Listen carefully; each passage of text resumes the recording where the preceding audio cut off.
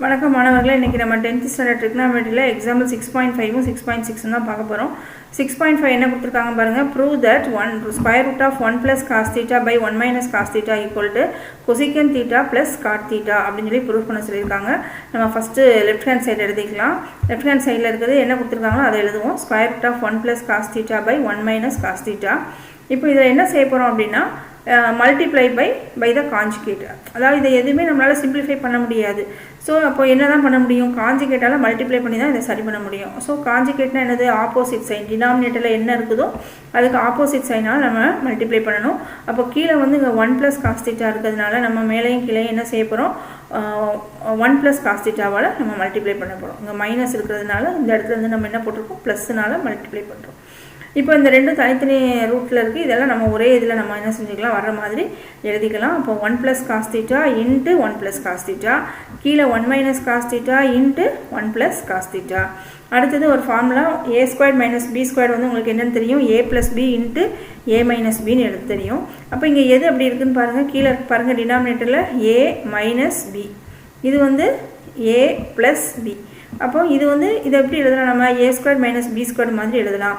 ஏக்கு பதிலாக என்ன போடணும்? 1. அப்போ a²னா 1², பிக்கு பதிலாக cos θ, பதிலாக cos² θ. மேலே இருக்குது பாருங்கள், ரெண்டுமே சேமாக இருக்குது. இப்போ நம்ம a × a² எழுதுவோமா? அதே மாதிரி இதையும் நம்ம என்ன செய்யலாம்? 1 + cos θ the whole squared அப்படின்னு சொல்லி எழுதலாம். கீழே இருக்கிறத 1 - cos² θ அப்படின்னு எழுதுவோம். 1 - cos² θ வந்து sin² θ நம்மளுக்கு தெரியும். ஸோ அதுக்கு பதிலாக 1 - cos² θக்கு பதிலாக நம்ம என்ன செய்யலாம்? sin² θ போடுவோம். இப்போ நம்மளுக்கு இந்த ரூட்டு ப்ரூஃபில் பார்த்தீங்கன்னா ரைட் ஹேண்ட் சைடில் உங்களுக்கு என்ன இல்லை? ஸ்கொயர் ரூட் வந்து இல்லை. அப்போ இந்த ஸ்கொயர் ரூட் போகிறதுக்கு என்ன செய்யணும்? Taking square. இதை வந்து ஸ்கொயர் பண்ணிட்டோம்னா ஸ்கொயர் ரூட் வந்து போயிடும் இல்லையா? So taking square on both sides பண்ணும்போது உங்களுக்கு வந்து 1 + cos θ by sin θ.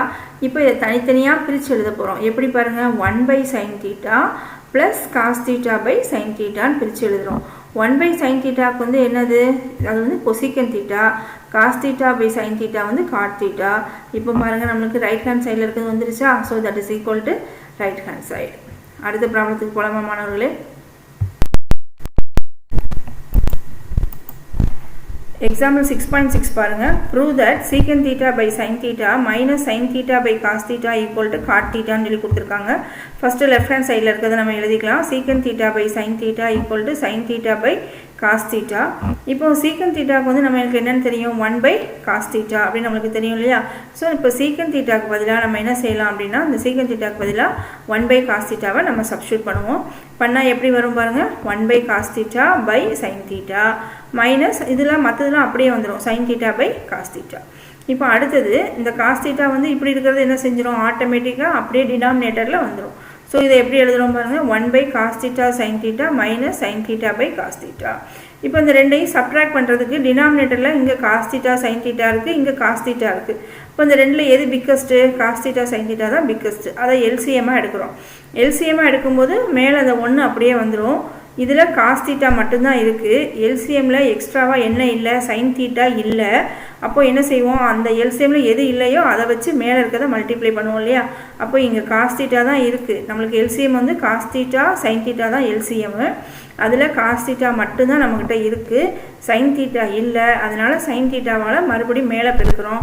இப்போ sin θவை பெருக்கும்போது என்ன கிடைக்கும்? sin² θ. 1 - sin² θ வந்து என்னது? 1 - sin² θ வந்து cos² θ. எப்படி வந்து 1 - cos² θ sin² θவோ அதே மாதிரி 1 - sin² θ cos² θ.